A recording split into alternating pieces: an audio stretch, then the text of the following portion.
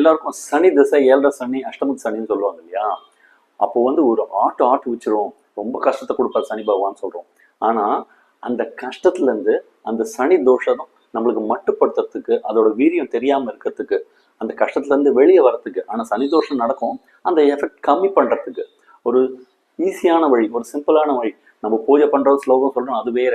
அது இருந்தாலும் அதை விட ஒரு சுலபமான வழி பூஜை முறை என்னன்னா, பச்சரிசி இருக்கு இல்லைங்களா, அதை நொய்யரிசி பார்த்து பண்ணிடணும்.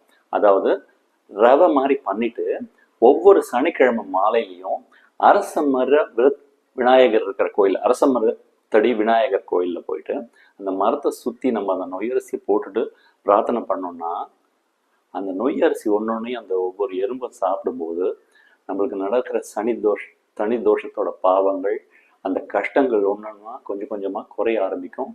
சனி தோஷத்தோட எஃபெக்டும் மட்டுப்படுத்தப்படும். இது நான் சொல்லலைங்க, காஞ்சி மகா பெரியவா சொல்லியிருக்கா. தேங்க்யூ.